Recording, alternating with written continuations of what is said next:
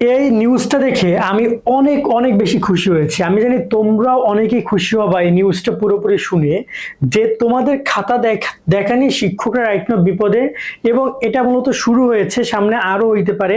এবং আমি বলতে চাই যে শিক্ষক যারা আছেন, যারা আমাদের ভিডিও দেখেন, অথবা তোমরা তোমাদের শিক্ষকদেরকে ওয়ার্নিংটা দিও, যেটা কোনোভাবে ভালো কিছু তারা করে না যদি তোমাদের খাতা দেখা নিয়ে সমস্যা করে। বর্তমানে তোমাদের খাতা একদম ফুল কার্যক্রম পরিচালনা করছে, ম্যাক্সিমাম পরীক্ষার খাতা বিভিন্ন শিক্ষকদের কাছে চলে গেছে। এখন যেটা হচ্ছে, অনেক শিক্ষকই শিক্ষার্থীদেরকে দিয়ে খাতা দেখাচ্ছে এবং তাদের বিরুদ্ধে বোর্ড থেকে ব্যবস্থা নিচ্ছে, এবং এখানেই কথা এসেছে ফেসে যাচ্ছেন শিক্ষকরা। কারণ এটা প্রতি বছর, এটা শুধুমাত্র এই বছর না, এই 26-এ না, প্রতি বছরই করে। কিন্তু এই বছর আমরা ভাবছিলাম বিকল্প কিছু হবে, কারণ নতুন শিক্ষামন্ত্রী মিলন স্যার তিনি অনেক বড় বড় কথা বলেছেন। তিনি বলেছেন নকল হবে না, এটা হবে না, হ্যান ত্যান হবে না।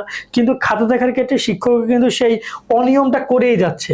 এবং তোমরা তো জানো নিশ্চয়ই, তোমাদের খাতা অনেক অনেক অনেক শিক্ষকের খাতা শিক্ষার্থীরা, মানে তোমাদের ছোট ভাইরা দেখেছে।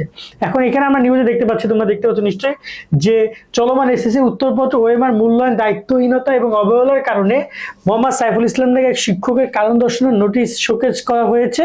তিনি টাঙ্গাইল বহুরিয়া চতল বাইদ আদর্শ উচ্চ বিদ্যালয় ইংরেজি বিষয় সহকারী শিক্ষক, মানে ইংরেজি খাতা তিনি নিজে না দেখে অন্য কাউকে দিয়ে দেখিয়েছেন, ওএমআর ফর্ম সহ বিভিন্ন কাজে শিক্ষার্থীদেরকে ব্যবহার করেছেন। ইতিমধ্যে সেই খাতাগুলো ফেসবুকে এসেছে, সেখান থেকে ব্যবস্থা নেওয়া হচ্ছে।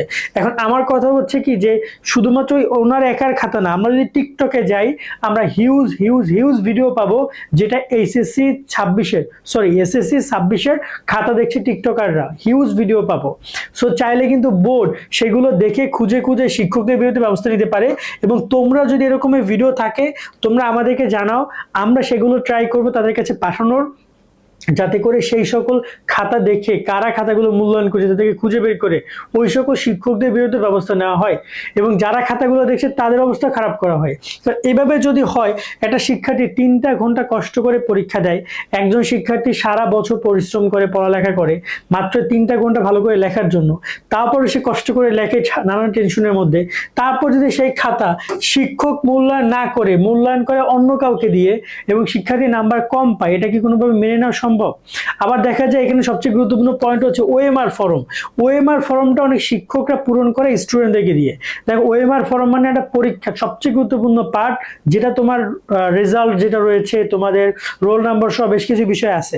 তো এই জিনিসগুলো যদি কেউ একটা ভুল পূরণ করে, মানে তুমি কিন্তু ফেল, তোমার নাম্বার আসবে না, মিলবে না, তোমার ফেল চলে আসবে। সেই জিনিসটা কোনোভাবেই কিন্তু কাম্য নয়। তো এই হচ্ছে কথা। আজকের মতো আমরা এখানে বিদায় নিচ্ছি, বাট তোমাদের কাছে যদি এরকম আরো অসংগতি মনে হয়, সেটা কমেন্টে তোমরা জানাবে, ফেসবুক, ইউটিউবে, যে কোনো জায়গায়। আর সাবস্ক্রাইব, ফলো দিয়ে আমাদের সাথে কানেক্টেড থাকবে। সকলে ভালো থাকবা। আল্লাহ হাফেজ।